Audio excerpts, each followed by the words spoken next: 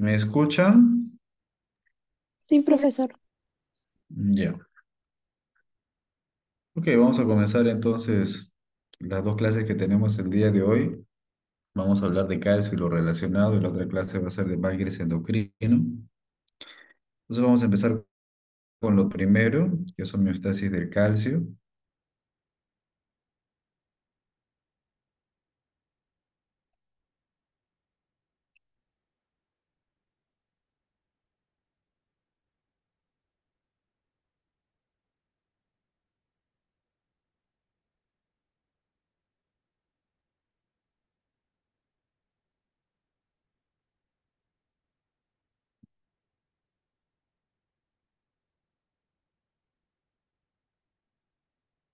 Ok, están viendo la diapositiva, ¿no?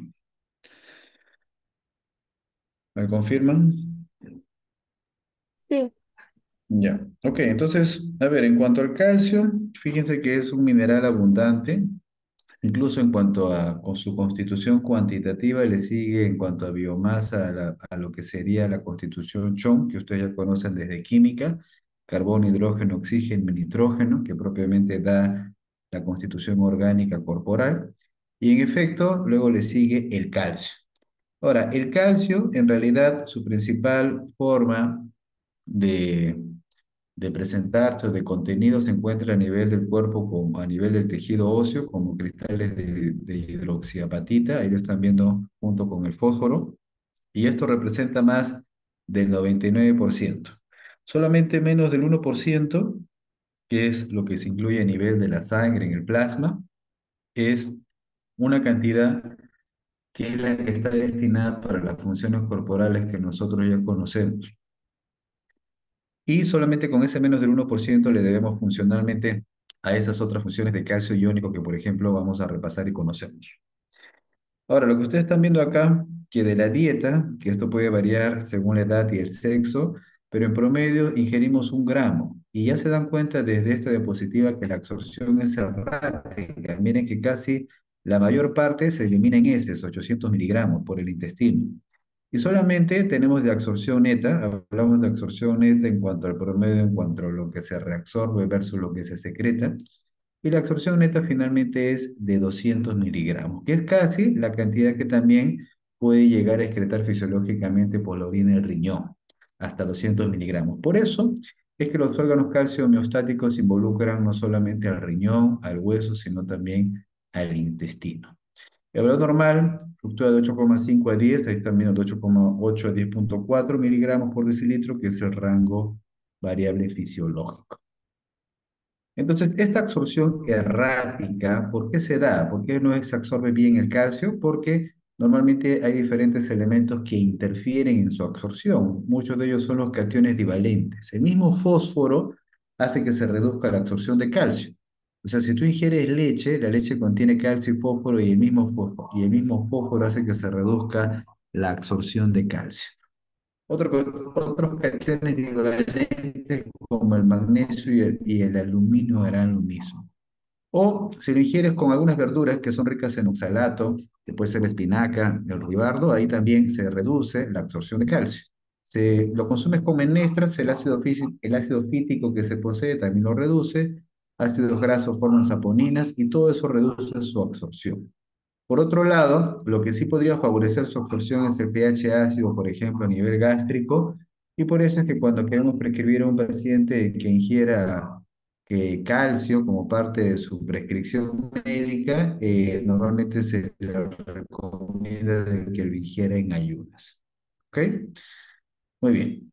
Ahora, el calcio, ¿cómo se encuentra? Bueno, fíjense que el calcio puede estar unido a las proteínas, como por ejemplo la albúmina, que es la que más abunda en el plasma, hasta en 40%, pero el que me interesa, el calcio al cual adscribimos su función, o las funciones que ustedes ya deben de recordar, no solamente la de contracción muscular, sino las otras, ese calcio que me interesa, el funcionalmente activo, se le dice calcio iónico. Es iónico porque es un calcio libre, como ion, no está unido a otra molécula, y constituye el 50%. También tengo un contenido en menor proporción unido a otras moléculas o aniones como citrato, etcétera.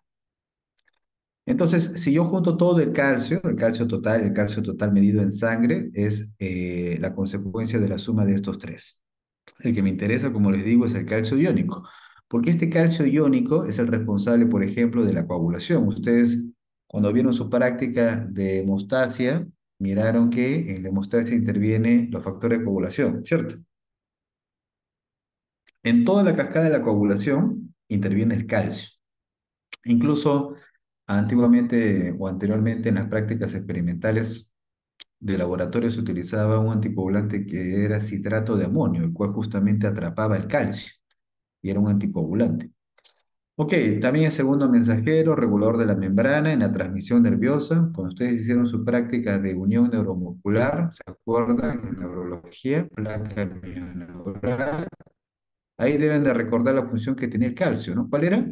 El calcio favorecía la liberación de las vesículas presinápticas, ¿no? La que finalmente liberaban acetilcolina. Eso es lo que hacía el calcio. Y lógicamente la contracción cardíaca, lo han visto hace poco, la fase de meseta, ¿cierto? En la repolarización, en el efecto inotrópico, incluso tenemos medicamentos que son calcio antagonistas que reducen también dicho inotropismo. Entonces, estas son las funciones que ustedes tienen que fijar claramente en cuanto al calcio. ¿Ok? Así que si interviene la transmisión nerviosa, no sorprenderá que un paciente que tenga hipocalcemia puede tener alteraciones o síntomas neurológicos, puede tener parestesias, contracciones musculares, tetania, etcétera. Muy bien. Ahora, este calcio iónico al que le escribimos la función, miren que puede variar e incrementarse cuando hay acidosis, o sea, el calcio es susceptible a cambios relacionados al pH, o puede reducirse en la alcalosis y producir hipocalcemia. Ustedes más adelante, cuando lleven respiratorio, tendrán un seminario de alcalosis respiratoria de una paciente que hace una somatización, o sea, un cuadro histeriforme, y empieza a hiperventilar, y cuando hiperventila pierde CO2 y adopta un estado de alcalosis respiratoria. ¿Y por qué acude la paciente? Por manifestaciones clínicas de hipocalcemia. Viene con calambres en las manos, espasmos carpopedales, le dicen. Entonces, la reducción de calcio iónico se puede dar en el contexto de la alcanosis. Muy bien, ahora, si se les pregunta en qué caso se puede dar un calcio iónico que esté normal, pero el total esté reducido, bueno, puede ser cuando, por ejemplo, hay hipoalbuminemia, ¿no? Puesto que si hay menos proteínas en sangre como la albúmina, menos se unirán a este calcio, y al reducirse este componente, lógicamente el producto total, el calcio total, se va a reducir. ¿Ok? A pesar de que el calcio iónico se mantenga normales, ¿no? Por eso, cuando nosotros médicamente nos informan el calcio total y está reducido, podría ser que esté reducido a expensas de la albúmina. Y por eso el que nos interesa más bien verificar y ver es el calcio iónico, no tanto el calcio total. Muy bien, entonces acá están los órganos calcio-homeostáticos, incluido la víscera y a nivel intestinal. Y por otro lado, tenemos las hormonas que intervienen en la regulación del calcio. Vitamina D, la paratormona y la calcitonina, ¿no? La paratormona, ya ustedes saben que están las cuatro glándulas paratiroides están en cada extremo a nivel de la cara posterior de los lóbulos tiroideos. Muy bien, entonces vamos a empezar explicando de la vitamina D. Ya ustedes están viendo qué función tiene. Miren, favorece la absorción de calcio desde el intestino, favorece lo mismo desde el riñón, la absorción del mismo, y a nivel óseo más bien favorece su depósito, ¿ok? El depósito de calcio a nivel óseo. Por algo interviene en la osteosíntesis, en la remodelación, a nivel óseo, e incluso es parte del repertorio médico también para tratar pacientes con osteopenia, osteoporosis. ¿Ok? Eso es lo que hace la vitamina D. Ahora vamos a pasar a la calcitonina. En este caso se ve de manera clara que lo que va a hacer es más bien favorecer la secreción de calcio en el intestino a nivel del riñón y favorece el depósito a nivel óseo. En otras palabras, la concentración de calcio en sangre, al distribuirse a todas estas zonas, se supone que va a reducirse. Y en efecto, la calcitonina entonces tiene una acción que es hipocalcemiante, reduce la concentración de calcio en sangre. Eso es lo que hace la calcitonina, ¿no? Como ven acá, para recordar además, la calcitonina favorece su depósito óseo y también es parte del repertorio de tratamiento de la osteoporosis, ¿no? No será de primera línea, pero sí se puede considerar. Y pasamos finalmente a la paratormona, más bien esta tiene una acción opuesta. O sea, miren, favorece la absorción de calcio a nivel intestinal, lo mismo hace a nivel renal, y más bien genera un desplazamiento de calcio desde el hueso hacia la sangre. O sea, aumenta la resorción. Por lo tanto, la acción que va a tener acá va a ser hipercalcemiante. ¿Ok? Hipercalcemiante. A ver, un ratito. Así está bien. Ok, hipercalcemiante. Eso es lo que tienen que fijar en cuanto a la paratormona, ¿ya? Es hipercalcemiante. Muy bien. Hablemos ahora un poco sobre esta absorción intestinal del calcio. Miren de que tiene dos formas de transportarse. Acá estamos viendo una célula intestinal, la microbiosidad, acá está la luz intestinal. Y el calcio, miren cómo se absorbe a través de estos transportadores. Es un tipo de transporte activo transcelular. ¿Y de quién depende? Depende de la vitamina D, que en efecto le estamos viendo acá, que se ha unido a su receptor a nivel nuclear y por lo tanto está generando estos efectos. ¿Ok? Entonces favorece el transporte de calcio transcelular y depende de la vitamina D. Sin embargo, así es que si es que yo tengo mayor consumo de vitamina D, incluso si es que yo puedo incluso irme hasta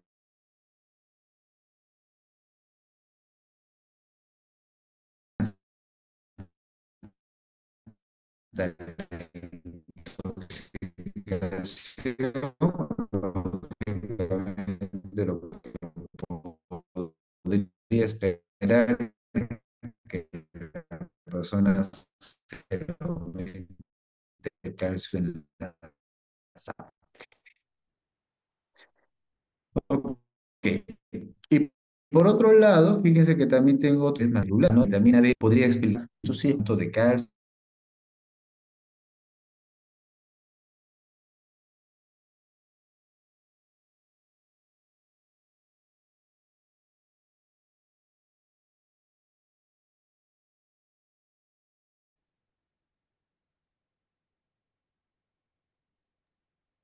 La escuchaba entrecortado, doctor, y se fue.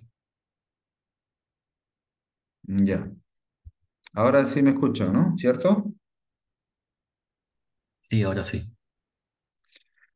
Ok, entonces estábamos diciendo que hay estos dos tipos de transportes, el dependiente de la vitamina D transcelular, si consume más vitamina D tendrás más oferta de calcio en el cuerpo, y el paracelular, que no depende de la vitamina D y es no saturable, o sea, puedes seguir consumiendo y también vas a incrementar más la oferta por igual. Incluso existe un síndrome en medicina que se llama síndrome de leche y alcalinos, en que las personas consumen bastante aporte exógeno de calcio, leche, alcalinos, y eso hace que las personas podrían tener hipercalcemia. Entonces, mira, en condiciones normales, si a tu cuerpo se le oferta mucho calcio, lógicamente lo que va a hacer tu cuerpo de manera compensatoria es suprimir la síntesis de vitamina D. Así que ya no tendrías tanto este transporte activo transcelular.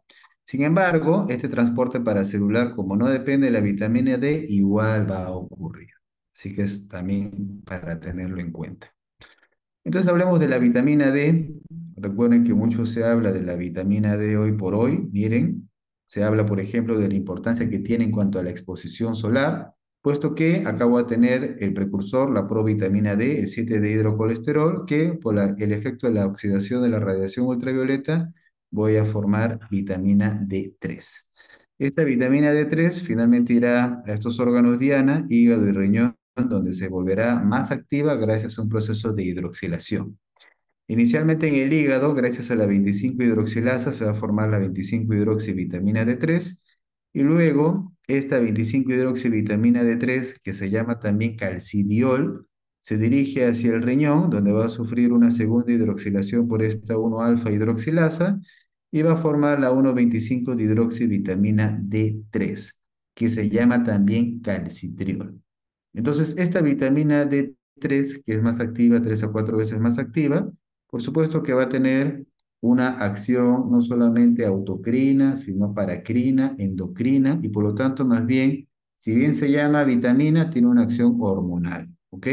Incluso tiene efectos pleiotrópicos, no solamente interviene en la regulación del calcio, sino también en el sistema inmunitario, etcétera. Muy bien. Si hablamos del punto de vista filogenético, acá podríamos introducir la hormona paratiroides. Bueno, fíjense que tenemos especies acuáticas, marinas, las cuales están expuestas a una gran concentración de calcio. En cambio, a nivel terrestre la concentración de calcio es menor. Y por lo tanto, se entiende que desde el punto de vista evolutivo han tenido que adoptarse sistemas como el de la vitamina D y de la paratormona para que se favorezca más bien la presentación o contenido de calcio a nivel corporal. Incluso gracias a estos sistemas se entiende de que eso contribuyó al desarrollo de la osificación desde el punto de vista evolutivo. Entonces, fíjense, estábamos diciendo que las glándulas paratiroides en realidad se encuentran en el borde posterior de los lóbulos tiroideos y está en colindancia anatómica con el lóbulo tiroideo, ¿no? Entonces, si bien tienen una continuidad anatómica, acá por ejemplo estamos viendo los folículos tiroideos y por acá tenemos el tejido paratiroideo, si bien tienen una continuidad anatómica, en realidad tienen una independencia funcional. O sea, no tiene nada que ver la función tiroidea con la función paratiroidea. Y la glándula paratiroidea, acá tenemos las células principales que son las que nos interesan en cuanto a la paratormona. Lo que sí podemos notar y podríamos subrayar en esta diapositiva es lo que dice acá en cuanto al tejido tiroideo, en cuanto a las células parafoliculares. Podríamos subrayar eso para explicarlo después. Muy bien, hablemos también sobre los receptores sensibles de calcio, puesto que si hablamos de modulación de calcio, estos receptores están presentes. Lógicamente lo estarán en todos los órganos involucrados en cuanto a homeostasis de calcio, como intestino, riñón, paratiroides, hueso, piel, pulmón, etcétera. Lo que hay que fijar es lo siguiente. ¿Qué es lo que pasa en una hipocalcemia? En una hipocalcemia resulta que los receptores sensibles de calcio se reducen. Y al reducirse, esto va a generar una acción mimética que favorece la secreción de paratormona. ¿Ok? Así que es muy fácil de acordarse. Si el calcio en sangre se reduce, el receptor sensible de calcio también se reduce. Por lo contrario, si yo tengo una hipercalcemia, entonces el receptor sensible de calcio aumenta y más bien acá se dará una función calcilítica puesto que se va a eh, suprimir la formación de paratormona. Muy bien. Serán más bien importantes anfibios que acá mismo en esas especies y para eso justamente se valen de la calcitonina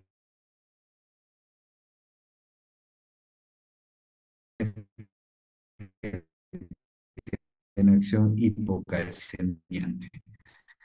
Fíjense que esto se produce a nivel de las células parafoliculares, por eso lo subrayamos previamente, y representan en realidad solo menos de 0,1% de la glándula tiroidea. Comparamos con la parodiaceptores, tiroides total a un paciente por la presencia de un tumor, etcétera, ¿qué es lo que pasará a largo plazo con el calcio? Bueno, resulta que al final la concentración de calcio no se afecta finalmente y finalmente se regula. ¿Esto qué quiere decir? Que si bien la calcitonina interviene en la regulación del calcio, por supuesto que el actor principal o la hormona mucho más importante en su regulación termina siendo la paratormona. Muy bien, si hablamos de calcio, necesariamente tenemos que hablar de fósforo. Ya vamos a ver por qué. Bueno, ya desde ya, como se distribuye principalmente en el hueso, lógicamente se darán cuenta de que los cristales de hidroxiapatita, que pues, están constituidos por calcio y fósforo, justamente fomentan la concentración ósea dependiente de fósforo. Entonces, fíjense que igual más del 99% se encuentra como tal a nivel óseo y solamente en el plasma se encuentra el 1%. Y si se pregunta, ¿para qué me sirve el fósforo? Bueno, miren, a nivel intracelular, donde tengo mayor contenido, forma compuestos orgánicos como ácidos nucleicos, el adenosín trifosfato, las enzimas fosforiladas, el 2,3-difosfoglicerato y los fosfolípidos de la membrana. Así que interviene propiamente en la constitución estructural. Sus valores normales, ahí lo tienen, de 2,8 a 4,5 miligramos por decilitro. Tiene una pequeña variación circadiana que hace que incremente discretamente en la tarde. Y así como el calcio, también para su absorción está alterado o reducido si es que se encuentra con cationes divalentes como el mismo calcio, el magnesio o el aluminio. Así es que por la misma razón, o sea, esto cómo se tiene que entender de manera clara desde ya. Cuando se encuentra el calcio y el fósforo, lo que pasa es que se dan la mano, se abrazan y como tal se quedan unidos, forman complejos insolubles. Así que si tú de la dieta tú ingieres algo que tenga un gran contenido de calcio y fósforo, lo que va a pasar a nivel intestinal es que van a formar complejos insolubles y ya no se va a permitir su absorción y más bien se va a eliminar como tal en las heces. ¿Ok? Muy bien. Incluso si tú sufrieras de una enfermedad en la que tienes mucho fósforo y quieres reducir el fósforo procedente de la dieta, lo que tienes que hacer es justamente tomar calcio. ¿Ok? Así que tiene que quedar claro es de que el fósforo y el calcio cuando se encuentran se unen y forman complejos insolubles. Y por igual, otros cationes divalentes también pasa lo mismo y evita la absorción de fosfato. Fíjense que también interviene la regulación del pH, acá lo estamos viendo. Claro que ustedes van a estar más familiarizados en cuanto a equilibrio ácido-base con el sistema de bicarbonato de ácido carbónico, ¿cierto? Porque es el más importante a nivel de la sangre, en el plasma, en el extracelular. Pero fíjense que a nivel intracelular el más importante depende del fosfato, en cuanto al sistema monobásico dibásico. ¿Ok? Listo. Entonces, ¿qué es lo que tienen que fijar ustedes? Tienen que fijar que el calcio y el fósforo tienen una relación inversamente proporcional. O sea, si es que en la sangre el calcio aumenta, el fósforo tiene que reducirse. O si el fósforo está aumentado, el calcio tiene que reducirse. No pueden estar los dos incrementados juntos. ¿Por qué? Porque acabamos de decir que cuando los dos aumentan, se unen, forman un complejo insoluble. Lógicamente, eso muy bien dónde puede suceder. En el hueso se cristaliza, se mineraliza, se deposita a ese nivel, calcifica, pero en la sangre eso no puede pasar, porque si pasara eso, más bien lo que generaría es un depósito de dicho mineral a nivel de los vasos sanguíneos, partes blandas, o sea, generaría una calcificación patológica. Por lo tanto, fisiológicamente eso no pasa. Por eso calcio y fósforo normalmente tienen una relación inversamente proporcional. Aumenta el uno y se reduce el fósforo. Entonces vamos a ver quiénes intervienen en eso. Bueno, por un lado, fíjense acá, tenemos la vitamina D. Esta por si acaso más bien favorece que se incrementen los dos, calcio y fósforo, pero la que va a ser responsable de que aumente uno y se reduzca el otro va a ser la paratormona, que en realidad para homeostasis de calcio y de fósforo es el actor principal, la hormona principal, la paratormona. Ya habíamos dicho que la paratormona en efecto tiene acción hipercalcemiante, tiene receptores a nivel del túbulo distal que favorece su reabsorción. Y fíjense que a nivel del riñón, ¿qué hará con el fósforo? La paratormona lo elimina, favorece su excreción en orina, o sea, tiene acción fosfatúrica. Eso es lo que hace a nivel renal, ¿no? Inhibe la reabsorción de sodio acoplado a fósforo en el túbulo proximal. Tiene acción fosfatúrica. Por eso, cuando aumenta uno y reduce el otro, como es lo esperable fisiológico, la responsable directa es la paratormona. ¿Ok? Muy bien. Ahora, estos dos minerales, lógicamente, se tienen que tener en una concentración cada uno normal para que como tal se pueda formar la mineralización. Va a ser importante en el crecimiento. Por eso es que se habla también de un índice fosfato cálcico, que como ven va a ser mayor en los niños que están en crecimiento, en desarrollo óseo. ¿Ok? Pero no hay que olvidar que la relación es inversamente proporcional. Ok, hablando sobre la homeostasis del fosfato, miren acá, tenemos un fósforo normal. Fíjense qué pasaría si la oferta de fósforo aumenta. Fósforo se encuentra en alimentos celulares, proteicos, en unas carnes, o si se van a comer una parrillada, ahí tienen una oferta de fósforo. Al aumentar el fósforo, sigan esta primera columna, ¿qué es lo que pasa? El calcio se reduce. Al reducirse el calcio, hemos dicho que se va a incrementar la paratormona, porque esa será la hormona compensatoria frente a la hipocalcemia, ¿no? Puesto que la paratormona tiene acción hipercalcemiante. Esta paratormona, además que hemos dicho que es lo que hace, favorece la excreción de fósforo en la orina. Y por eso el fósforo se normaliza. Por otro lado, si tú tienes mayor oferta de fósforo, ¿qué es lo que va a hacer tu organismo como respuesta fisiológica compensatoria? Reducirá la producción de vitamina D, calcitriol, como están viendo acá. Y por lo tanto se reabsorbe menos fósforo a nivel intestinal. Ok, ahora nos situamos acá en el fósforo reducido, que sería lo contrario, un cuadro carencial, por ejemplo, en la desnutrición, donde también puedo encontrar hipofosfatemia. Entonces, cuando tú tienes el fósforo reducido, miren, el calcio más bien aumenta. Al aumentar el calcio, la paratormona, lógicamente, ahora le tocará suprimirse. Y al estar suprimida, habrá menor excreción de fósforo a nivel en la orina y por lo tanto el fósforo se va a normalizar. O por acá, ahora les toca seguir por acá, cuando tengo el fósforo reducido, aumentará de manera compensatoria la síntesis de vitamina D por parte del riñón, lo cual va a favorecer la mayor reabsorción de fósforo a nivel intestinal. Muy bien, esa es la homeostasis del fósforo. Y esta diapositiva es muy explícita para ver la relación inversamente proporcional entre calcio y fósforo. Acá están viendo en las abscisas qué es lo que está pasando. Mientras yo voy aumentando la concentración de calcio, yo lo que pasa acá en las ordenadas con el fósforo se va reduciendo, ¿cierto? Se va reduciendo el fósforo, en cambio el calcio se va incrementando. O sea, es una curva inversamente proporcional. Y si le agrego una variable más, acá voy a tener la paratormona, que si es que yo incremento más, digamos, el consumo, la dosis, etcétera, la paratormona lógicamente tiene acción hipercalcemiante, por eso el calcio va aumentando, y como tiene acción fosfatúrica, el fósforo se va reduciendo. ¿Cierto? Así es que relación inversamente proporcional entre calcio y fósforo.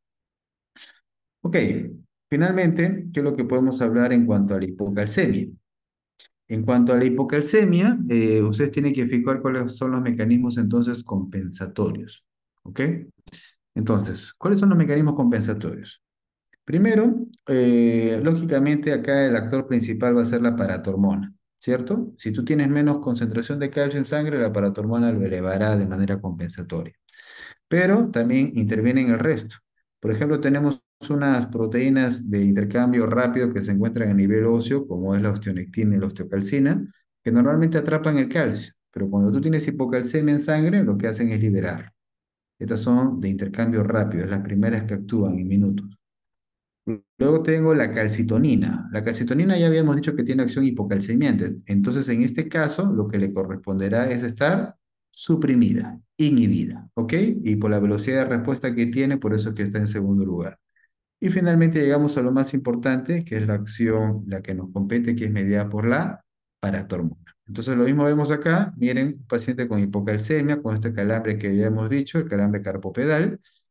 Y si tú tienes menor concentración de calcio en sangre, los receptores sensibles de calcio estarán reducidos. Esto tendrá una acción más bien de liberación de la paratormona. La paratormona fomenta la resorción ósea y eso genera el desplazamiento de calcio desde los huesos, por eso aumenta en sangre. O si ve ahora en cuanto al riñón, directamente se reabsorbe calcio desde el tubo distal, tiene acción fosfatúrica, es inversamente proporcional a estas dos variables, estos dos minerales. Y un dato más para tener en cuenta acá es que fíjense, la paratormona fomenta la producción de vitamina D. O sea, favorece la hidroxilación de la vitamina D a nivel renal. Por eso es que favorece la formación de calcitriol. Y el calcitriol o la vitamina D en el intestino fomenta la reabsorción de calcio y de fósforo. Así que indirectamente termina siendo también eso. Muy bien, listo. Eso es lo que teníamos que hablar en cuanto a homeostasis de calcio. Y solamente para terminar, de manera complementaria, hablaremos algo sobre la estructura ósea. ¿Ok? La estructura ósea. Entonces, es importante hablar de la salud ósea. Normalmente uno está familiarizado cuando, desde el punto de vista patológico, tenemos la osteoporosis. Infortunadamente, a veces este conocimiento está un poco estrechado en cuanto a considerar osteoporosis solamente al tema de la densidad mineral, pero en realidad la salud ósea depende de muchos más factores. Por eso hay que recordar su constitución, ¿no? Miren, el 30% está constituido de matriz orgánica, colágeno, proteoglicanos, y el 70% está constituido por sales, ¿ok? Las sales minerales, que incluyen efecto calcio, fósforo. Entonces, fíjense, de toda la masa esquelética, ustedes ya saben que tienen tanto hueso cortical como hueso trabecular. El cortical constituye el 80%. Y si hablamos de qué depende de la fuerza, miren que la fuerza, si bien depende de la densidad, no es el único factor.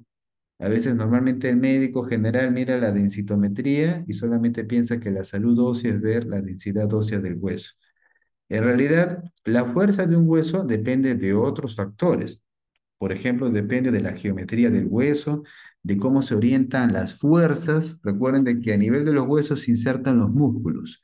Físicamente, la continuidad del movimiento de un músculo se dirige, y en cuanto a la inserción que tiene a nivel del hueso, esa fuerza y esa transmisión física de dicho movimiento, esa dirección de esa fuerza también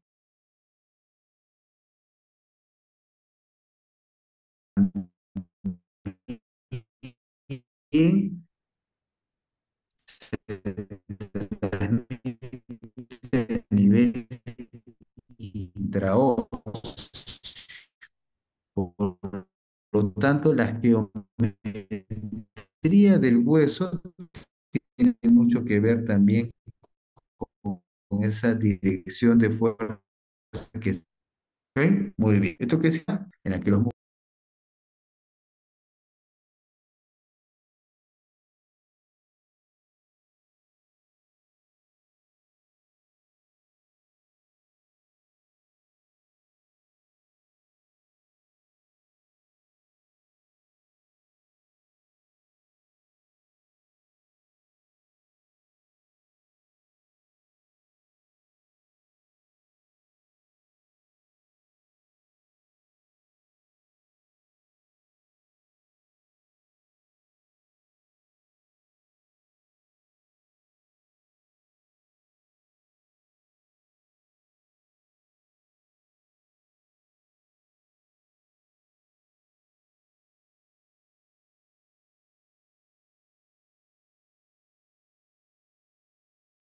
Ok, se cortó. ¿Me escuchan?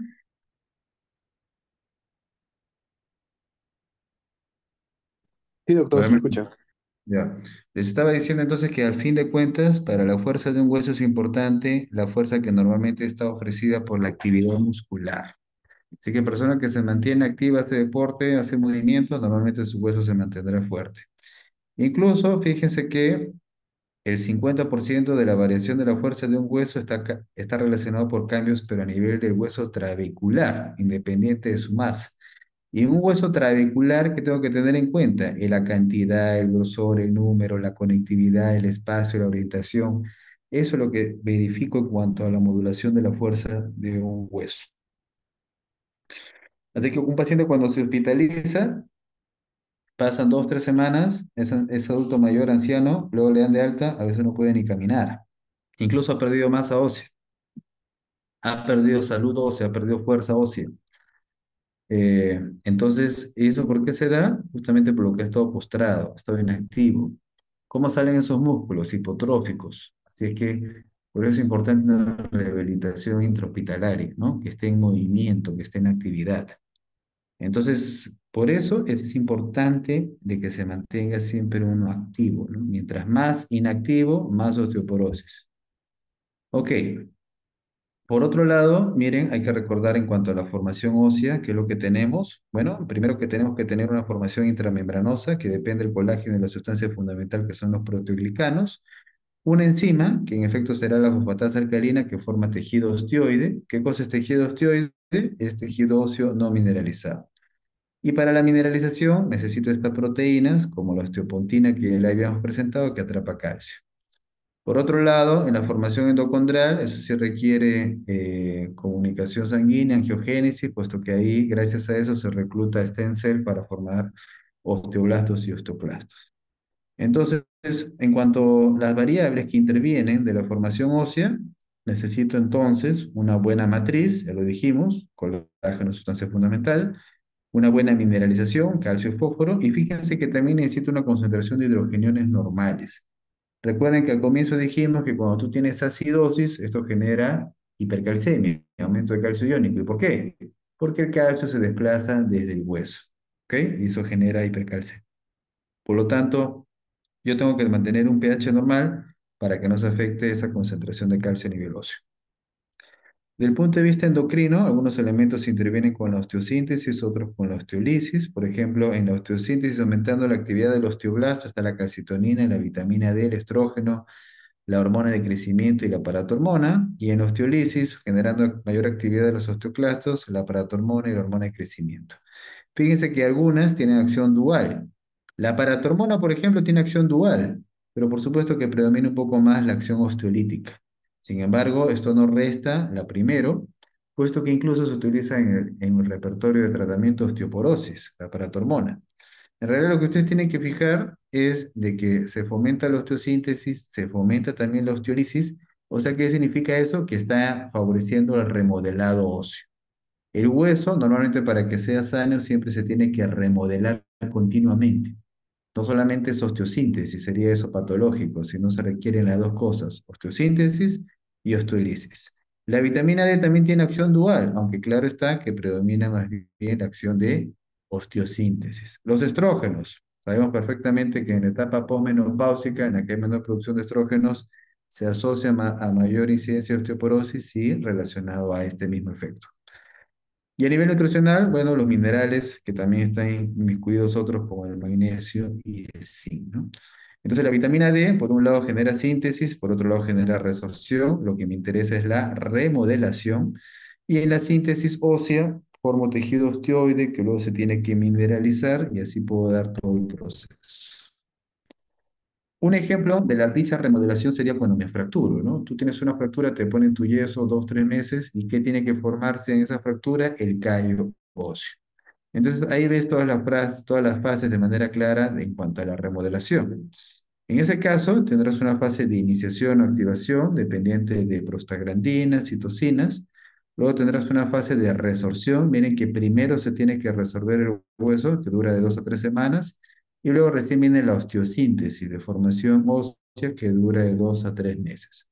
Una vez que tienes esta fase de formación ósea, has formado tejido osteoide y lo que te falta es mineralizarlo. O sea, finalmente acabará con el depósito de calcio y fosfato.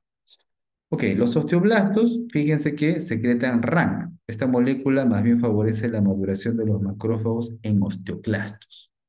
Entonces, miren, el mismo osteoblasto trabaja de la mano con el osteoclasto. No es que sean enemigos ni nada de eso, sino el osteoblasto favorece la acción del osteoclasto. Y luego, el osteoblasto más bien formará otra sustancia, que es la osteoprotegerina, que evita el contacto de esta molécula con el receptor y evita así que se active el osteoclasto. O sea, el osteoblasto, al fin de cuentas, sabe en qué momento le da el pase al osteoclasto para que le toque hacer su trabajo, ¿cierto? Gracias a la molécula RAM. Y en otro momento, el osteoblasto que ya le toca trabajar, más bien a través de esta molécula, la osteoprotegerina, más bien generará la osteosíntesis. Entonces, desde las células stem cells, el precursor del osteoclasto es un efecto promovido por el mismo osteoblasto. Acá ya tenemos el osteoclasto maduro que genera resorción, ahí está formando la laguna de Houshim que forma enzimas líticas, ¿no? Esto procede de la angiogénesis, recluta osteoblastos y osteoclastos, se está dando propiamente la remodelación. Acá si vemos del corte transversal de un hueso, vamos a ver esta multilaminación, que no es otra cosa que la interpretación de la remodelación continua, así como las capas circunferenciales concéntricas que se ve en cuanto al crecimiento cronológico de los árboles, cuando uno hace una sección transversal por un tronco, igual acá tiene una interpretación similar. ¿Ok? Y para terminar esta parte,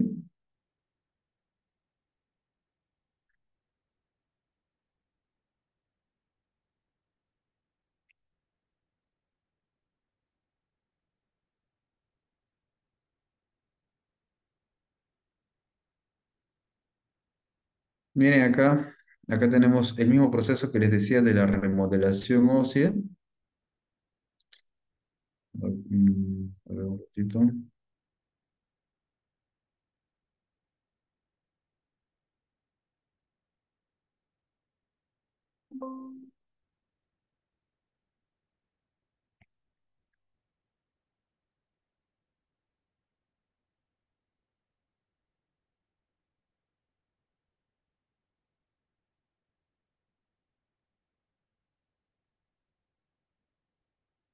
¿Me confirman si están viendo la pantalla?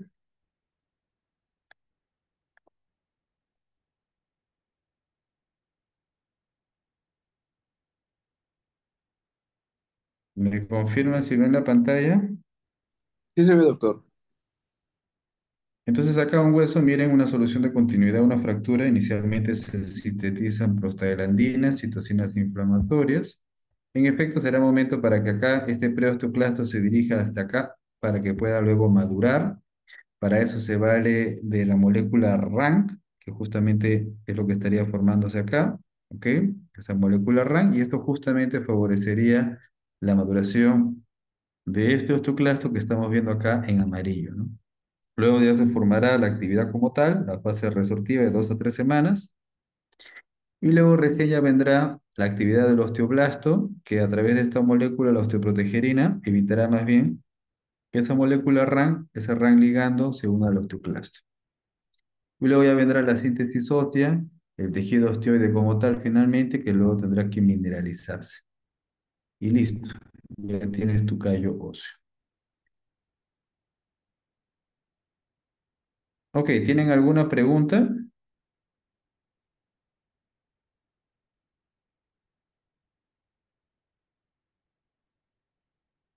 Ya, entonces vamos a pasar a la otra clase. Con eso ya terminamos.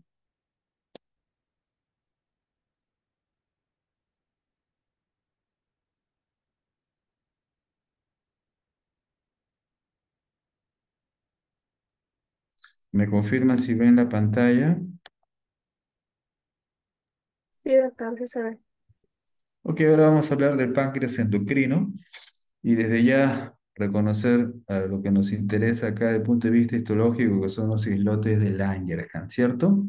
Porque tienen las células beta que producen la insulina, ¿ok? En efecto, ya ustedes verán en digestivo que también tenemos el páncreas exocrino que interviene para la digestión de los nutrientes, grasas, carbohidratos, pero ahora nos compete hablar de la función endocrina.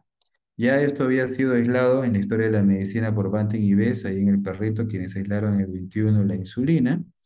Y como vemos, acá tenemos en efecto el islote de Langerhans, páncreas endocrino. Todo lo que estamos viendo acá rodeando a ellos es acinos pancreáticos para la función exocrina del páncreas. Me interesa más bien esto, el islote, que acá lo estamos viendo, y que claramente se ve que desde el punto de vista cuantitativo la célula que predomina es 60-70% la célula beta que forma insulina. ¿Ok? Si bien tiene una concentración un poco diferente en cuanto a cabeza, cuerpo y cola, en promedio tenemos al fin de cuentas entre 60 y 70%. La célula alfa más bien forma glucago, ¿ok? Como estamos viendo acá, que lo forma en menor porcentaje, y también tenemos una célula delta que forma somatostatina.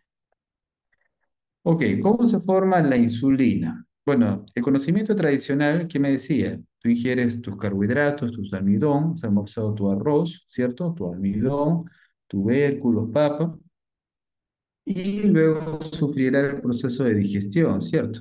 A nivel del tracto digestivo, o sea, se pasará de macro a micromoléculo, o sea, llegará a ser un monómero de glucosa. Luego, finalmente, cuando llega a nivel de ayunal, etcétera, finalmente se absorbe. O sea, pasará por las microbiosidades, se absorberá, irá por la circulación portal, ¿cierto? Y de la circulación portal ese nutriente, esa glucosa, irá por el sistema venoso, llegará al corazón, luego por la aorta se va a distribuir por riego arterial a todos los órganos del cuerpo para nutrirlos, incluido el páncreas. Y cuando llegaba al páncreas, le llegaba también hasta la célula beta esa información de la concentración de glucosa en el estado postprandial, ¿no?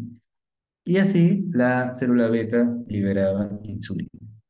Entonces, si bien ese mecanismo lógicamente se cumple, en realidad ya desde ya varios años se ha agregado un concepto adicional a un punto tal de que incluso la secreción de insulina hasta el 50-70% más bien se debe a otro efecto. Se debe al efecto mediado por las incretinas y por eso se habla ahora del eje enteroendocrino. ¿Eso qué significa? Que en efecto este alimento solamente ni bien estaba llegando al duodeno, ahí había unas células K, por ejemplo, que automáticamente formaban estos péptidos, como el GIP y el GLP-1, que son las incretinas. Y estos péptidos directamente tenían una comunicación con el páncreas, por eso hay un eje enteroendocrino, que fomentaba automáticamente la liberación de insulina. Entonces, las incretinas del GIP, que se llama péptido insulinotrópico dependiente de la glucosa, y el GLP-1, que es el péptido similar al glucagon. Si bien se llama así, no tiene nada que ver ahorita con la función, por si acaso, del glucagon, simplemente es por su estereoquímica que le han llamado así. Olvídense de esto, simplemente son incretinas y fomentan la secreción de insulina. ¿Cómo se metabolizan? Con la dipeptilpeptidasa 4, DPP4. Por supuesto que esto es muy importante en la práctica médica porque para los pacientes que tienen diabetes hay fármacos que inhiben a esta enzima, a la DPP4, y eso fomenta que tengas mayor exposición a las incretinas para favorecer mayor secreción de insulina. Así que por supuesto que es importante. Así que lo que ustedes tienen que fijar ahora fisiológicamente es de que si bien el mecanismo clásico se da, en realidad actualmente hablo del eje enteroendocrino mediado por las incretinas. Muy bien. En cuanto a la formación de la insulina, miren, inicialmente a nivel de los ribosomas, en cuanto a traducción del ARN, tengo la preproinsulina. Luego ya en el retículo endoplásmico voy a formar la proinsulina. Y esta proinsulina cuando ya se separa, finalmente se va a separar en dos moléculas. Esta que está acá, que va a ser la insulina. Y este péptido conector, en realidad se llama péptido C por la forma que tiene. Así que la proinsulina siempre se separa en insulina y en péptido C. Así que si yo quiero saber cuánto tengo de reserva de insulina en mi páncreas, también podría medir cuánto tengo de péptido C. Y en efecto eso se hace en la práctica médica, ¿no? Para saber cuánto es tu reserva pancreática de insulina, mides el péptido C, puesto que la medida de la insulina es muy corta, así es que mejor evalúe el péptido C. Muy bien. Entonces acá tenemos una célula beta. En efecto tenemos la llegada de la glucosa como estímulo, que ingresa por estos transportadores de la glucosa, GLUC2, ingresa la glucosa a la célula, hará lo que tiene que hacer en el citoplasma, que es la glucólisis, luego ingresará a la mitocondria para el ciclo de Krebs, forma energía, y luego lo que hará es cerrar los canales de potasio. Ustedes deben de recordar dónde tengo más potasio, dentro o fuera de la célula, dentro de la célula. Así que normalmente el potasio está saliendo de la célula, desde la célula hacia afuera de ella. Va por gradiente químico, de mayor a menor. Lo que sucede acá es que se cierra ese canal de potasio, entonces ya no sale. Al no salir el potasio, ¿qué es lo que va a pasar? Se va a quedar como un catión. Al quedarse como un catión, eso va a favorecer ¿qué cosa? La despolarización. Entonces, al favorecer la despolarización, ¿eso que va a fomentar? La apertura de los canales de calcio dependiente de voltaje, que en realidad eso ya ustedes lo deben de conocer tanto desde neurología, cardiología, porque se repite ese transporte de calcio nuevamente. ¿Cómo se llama? Canal de calcio dependiente de voltaje. Entonces, al activarse ese canal, el calcio ingresará y la función que hará es también conocida, favorece el acercamiento de las vesículas a este nivel de la célula beta hacia la membrana para su liberación, en este caso de la insulina. Así que es importante este mecanismo, sí, incluso en la práctica médica farmacológica, yo tengo medicamentos que cierran los canales de potasio para favorecer la secreción de insulina, que son las sulfonilurias, así es que por supuesto que todo lo que se les muestra acá tiene impacto. Otros estímulos para favorecer la secreción de insulina, miren, no solamente será la glucosa, sino también arginina, leucina, el ácido palmítico y la pancreosimina. Ok, acá tenemos la molécula de proinsulina como tal. Esto de acá era el péptido conector o el péptido C y esto en realidad será la insulina, ¿no? Que tiene dos cadenas, una más larga que es la beta, una cadena más corta que es la alfa, que está unido por puentes intercatenarios, como estamos viendo acá de disulfuro, y un puente intracatenario de disulfuro que se encuentra en la cadena alfa. ¿Ok? Muy bien. La insulina, que es la que estamos viendo acá, tiene receptores. Acá tenemos los receptores de la insulina que están acoplados a una tirosina quinasa. Y luego ya vendrán los efectos funcionales que tiene la insulina, que lo veremos después. ¿Cómo se transporta la glucosa? Recuerden de que la función principal de la insulina es introducir glucosa a las células, ¿cierto? O sea, es hipoglicemiante. Entonces, dicho transporte de la glucosa está mediado por los GLUTs. Ya estamos viendo acá que en la célula beta el que se encuentra es el GLUT2. No ocurre eso a nivel del hepatocito. A nivel del músculo y del adipocito, tenemos más bien el GLUT4, ¿ok? Recuerden de que las células que más abundan en el cuerpo son esas, ¿no? El músculo y el adipocito. Y todas las células requieren consumo de energía, consumo de glucosa para producir su función, su energía. GLUT4. Y el GLUT1 y 3 más bien va a tener una distribución ubicua, ¿no? En todas las células. El tejido muscular, ojo, que si bien puede consumir glucosa, su transporte, su consumo habitual depende también de ácidos grasos, por si acaso. Y también hay que recordar que existe algo que se llama cinética miqueliana, en la que se habla del constante de Michaelis, en la cual, en el caso de la glucoquinasa, tiene un constante de Michaelis superior a la exoquinasa. Esto significa que tendrá menor afinidad por la glucosa, cuando el constante de Michaelis es superior. ¿Ok? Muy bien. Entonces, lo que estamos viendo acá es la homeostasis de la glucosa. Miren, la glucosa normalmente en ayunas, ¿cuánto tengo? Hasta 100 miligramos, de 70 a 100. La vamos a ver acá en la línea roja continua. Ustedes van a ver que durante el día voy a tener tres picos. Esos tres picos, ¿con qué coinciden? Con los periodos postprandiales, desayuno, almuerzo y cena. ¿Ok? Entonces, después de este primer pico, lógicamente, ¿quién va a regular esta hormona, que es la insulina, que es la línea subcontinua? Entonces, fíjense de que automáticamente se secreta la insulina de manera rápida, pulsátil. Esto hace que baje la glucosa. Luego, como todavía estamos con el efecto del estado postprandial de lo que hemos ingerido, otra vez la glucosa vuelve a aumentar y la insulina nuevamente aumenta otra vez, ¿no? O sea, hace otra elevación, una segunda fase de elevación, y por lo tanto, en sí, sabemos de que la insulina tiene dos fases, una secreción bifásica.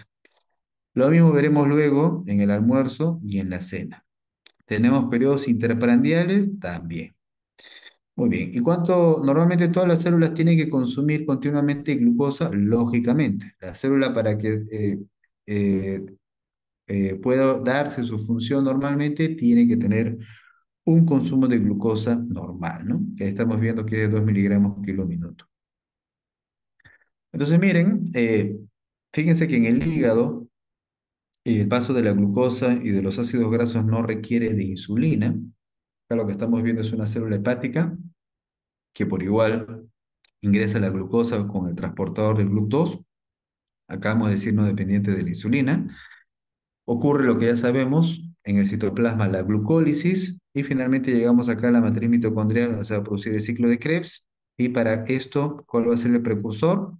El precursor para dar inicio al ciclo de Krebs será la acetilcoenzima A. ¿Ok? Acá que vale la pena recordar que a través del citrato este se puede exportar al citoplasma y gracias a él luego se puede dar la síntesis mediada por el malonilcoenzima A. Entonces, gracias a la malonilcoenzima A, yo puedo formar ácidos grasos como triglicéridos. ¿Por qué es importante mencionar esto? Porque ustedes cuando almuerzan, comen, se supone que lo hacen para que la insulina distribuya esa fuente de energía que es la glucosa a todas sus células. ¿Ok? Luego, ustedes saben que van a tener un periodo interprandial. A ver, ¿qué pasó?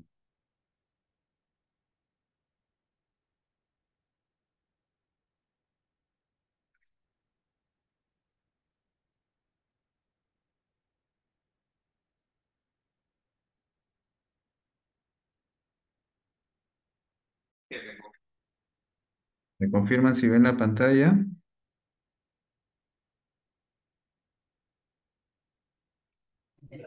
Sí se ve, doctor. Ya, estábamos diciendo de que cuando uno consume un alimento es para que luego del consumo la insulina lo distribuya a las células para que pueda ser fuente de energía, ¿no? Después vas a tener un periodo interprandial, por ejemplo, entre el desayuno y el almuerzo y la cena.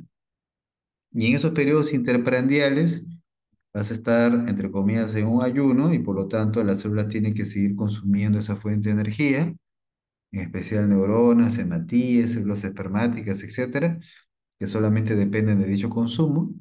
Así que tienes que tener una fuente de glucosa y por lo tanto utilizarás la glucosa que se almacena como glucógeno. Por lo tanto, cuando tú ingieres alimentos, también almacenas glucosa como glucógeno. Sin embargo, también se da el hecho, y que es muy común ahora, de que uno se sobrealimenta y por lo tanto tiene sobrepeso, obesidad. Entonces, al sobrealimentarse, uno más bien empieza a depositarlo como tejido graso. Entonces, ¿qué es lo que tienen que ustedes explicar bioquímicamente? Que dicho almacenamiento de tejido graso se da por esta vía, por la vía de la malonilcoenzima A. Por eso están viendo que se está formando lipoproteínas ricas en triglicéridos. Ok, por otro lado, las células del encéfalo tampoco requieren de insulina. Acá más bien tenemos el GLUC3, tiene un constante de Michaelis muy bajo, o sea, tiene alta afinidad, a diferencia de la célula beta, que su constante de Michaelis es bien alto. Muy bien. La secreción de insulina, ya lo habíamos dicho, aumenta casi 10 veces en los 3 a 5 minutos luego del aumento de la glucosa, luego se va a reducir en los siguientes 5 a 10 minutos y a los 15 nuevamente presenta una segunda elevación que se proyecta hasta 2 a 3 horas, ¿no? Por eso hablamos de la secreción bifásica normal de la insulina. Lo patológico, como se ve en algunos pacientes diabéticos, es que se pierde una de estas fases. Ok, ¿cuáles son las funciones de la insulina? Uno, aumenta la actividad de la glucoquinasa. Dos, estratégicamente favorece la glucólisis a través de estas enzimas, fosfofructoquinasa, piruvatoquinasa y la piruvato deshidrogenasa. Tres, aumenta la glucógeno sintetasa, puesto que en efecto tiene que promover el almacenamiento de glucosa como glucógeno. ¿Ok? Eh, Cuatro, inactiva la fosforilasa hepática, que es más bien la encargada del consumo de glucógeno, que en este caso más bien tendrá que estar suprimido. Esta formación de glucógeno, ¿cómo se llama? Glucógenogénesis, ¿cierto? Su mismo nombre lo dice, génesis del glucógeno. Y cuando les dije de que se sigo consumiendo en exceso y ese exceso de glucosa se transforma finalmente en grasa, ese mecanismo se llamará lipogénesis. También es favorecido por la insulina. Y finalmente, la función de síntesis de proteínas, puesto que la insulina es anabólica. Entonces, qué almacenamiento tengo en mi cuerpo de energía? Tengo dos. ¿Cuál es? De los hidratos de carbono es el glucógeno y de las grasas es los triglicéridos. Las proteínas no se almacenan por si acaso como tal. Las proteínas son las que se encuentran en la constitución corporal, propiamente de la estructura corporal, de los tejidos. Ahí se encuentran las proteínas, no es que se almacenen. Por lo tanto, cuando tú tienes ya desnutrición crónica, alcanzas la caquexia y has consumido ya tu almacenamiento de carbohidratos y de grasas como triglicéridos, finalmente empezarás a consumir tus proteínas, harás proteinolisis. Sin embargo, lamentablemente esto, al comprometer ya tu estructura corporal, se asociará a morbimortalidad. Muy bien. Entonces, en cuanto a la glucogenogénesis, gracias al glucógeno sintetasa, mediado por la insulina, fíjense que el glucógeno aumenta hasta el 5 a 6% de la masa hepática, y ese es el glucógeno almacenado que finalmente se liberará hacia la circulación. También se almacena glucógeno en el músculo, pero el músculo no lo da a la circulación cuando se necesita. En cuanto a la lipogénesis, ya habíamos dicho, se exporta el citrato. ¿En qué momento se va a dar lipogénesis? Nuevamente, cuando tú te sobrealimentas, se supera la tasa de oxidación hasta 5 miligramos kilo minuto. Por encima de ese valor, lo que va a pasar en el ciclo de Krebs desde el citrato y por la malonilcoenzima A, formas triglicéridos como lipoproteínas ricos en ellas, como la VLDL. Eso viaja por la circulación y llega hasta el tejido adiposo.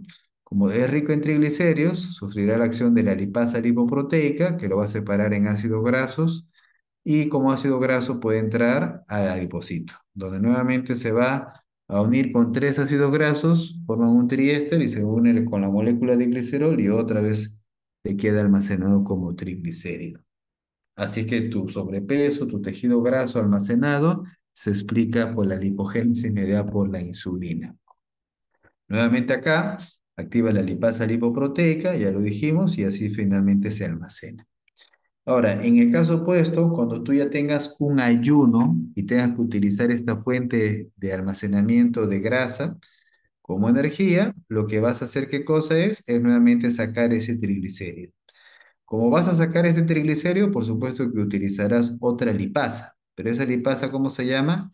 Sensible a hormonas. ¿A qué hormonas? Glucagón, hormona de crecimiento, epinefrina y cortisol, principalmente epinefrina, adrenalina. Entonces, esa lipasa sensible a hormonas igual degradará el triglicérido en ácidos grasos y glicerol, y la diferencia acá es que ese ácido graso quedará libre, ¿no? Acá no estaba libre, acá venía la lipoproteína que lo transportaba y solamente se desdoblaba este nivel para que ingrese. Acá en cambio no, al liberarse se va a liberar hacia la circulación. Y eso, si bien en algún primer momento fisiológico en el ayuno inicial es normal, ya si se prolonga eso será patológico, ¿no? Puesto que los ácidos grasos libres normalmente pueden también depositarse en la circulación. Entonces, volviendo a la insulina activa la lipasa lipoproteica, lipogénesis, y lógicamente tiene que inhibir a esta lipasa sensible a hormonas. Muy bien.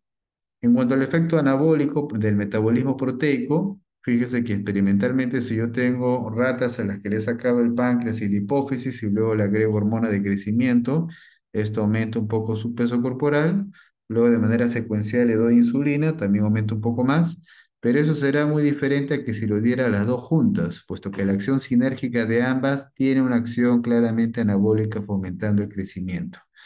Por eso es de que la insulina posee en el crecimiento una acción sinérgica con la hormona de crecimiento, inhibe el catabolismo más bien, aumenta la traducción del ARN mensajero o todo lo que implica la síntesis de proteínas y favorece el transporte de algunos aminoácidos esenciales como la valina, la leucina y la isoleucina.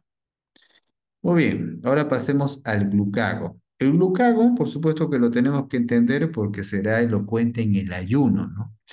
Por ejemplo, en esos periodos interprandiales, nuevamente, entre desayuno, almuerzo, almuerzo, cena o desde la cena hasta que te despiertes. ¿Qué es lo que tiene que consumir tus células? Tiene que consumir el glucógeno que se almacenó. Así que intervendrá en la glucogenólisis. Más bien acá inhibes a la glucólisis, en este caso inhibes a la fosfofructoquinasa y a la piruvatoquinasa, y para generar la glucogenólisis, ahora sí activas a la fosforilasa hepática, ¿no? Que químicamente se asocia a la degradación del glucógeno en glucosa 1-fosfato. En efecto, el glucógeno es almacenado, lo dijimos, en el hígado y en el músculo, pero la diferencia es de que el músculo no contiene glucosa 6-fosfatasa y por lo tanto no lo libera a la circulación. Y finalmente el glucagón interviene en la neoglucogénesis. ¿Qué cosa es la neoglucogénesis? La formación de glucosa desde compuestos no glúcidos, o sea, por ejemplo, ácidos grasos y glicerol. Muy bien, entonces para terminar y fijar la idea, vamos a explicar qué pasa en el ayuno. En el ayuno, o sea, ya no vamos a hablar del periodo postprandial, glucólisis, glucogenogénesis, lipogénesis, ya no, sino ahora lo contrario, en el ayuno. Entonces, el glucógeno que tienes almacenado se va a utilizar, ¿cierto? Glucogenólisis, eso te va a durar hasta de 6 a 8 horas. ¿Cuál es la hormona que interviene en esta primera fase? El glucagón. Luego, ¿a qué otra fase vas a pasar? Si es que el ayuno ya se prolonga, por ejemplo, ya más de 6, 8, 12 horas, vas a utilizar tu otro almacenamiento de energía, que serán los triglicéridos, y para eso vas a generar lipólisis. ¿Ok? ¿Quiénes son las enzimas que intervienen? Ya le dijimos, adrenalina, hormona de crecimiento, cortisol. ¿Ok? Entonces, estas van a generar un desplazamiento de ácidos grasos, pero si bien el músculo nos hace problemas en consumirlo, resulta que, como dijimos, hay algunas células que dependen exclusivamente de glucosa. Sistema nervioso, cerebro, los hematíes, las células espermáticas germinales dependen de glucosa. Por lo tanto, tiene que el hígado hacer el proceso de neoglucogénesis. Y la fuente va a ser justamente esos ácidos grasos procedentes de la lipólisis. ¿Quién fomenta la neoglucogénesis? El glucagón. ¿Ok? Muy bien. Ahora, si ya el ayuno se prolonga mucho más tiempo, 24 horas, un día, 2 días, huelga de hambre, pero ¿qué va a pasar? Esa lipólisis, miren, el exceso de la oxidación de esos de esos ácidos grasos del acetilcoenzima A formará luego acetoacetato, o sea, cuerpo cetónico, cetogénesis. Y en efecto, el cuerpo cetónico también se puede utilizar como un nutriente, incluso por las células neuronales, pero de lejos como segunda opción. Realmente la primera elección sigue siendo glucosa. Y eso podría beneficiar en un comienzo, ¿no? Entonces, por eso en el ayuno también puede encontrar cuerpos cetónicos, puede encontrar esto. Y ya finalmente, si es que eso se prolonga mucho más, finalmente llevaremos a la fase final catalítica de proteinolisis. Y como ya les dijo, eso se puede asociar lamentablemente a morbilidad. Y eso más bien sería fomentado por el cortisol. Muy bien, listo. Eso es lo que teníamos que hablar. ¿Tienen alguna pregunta?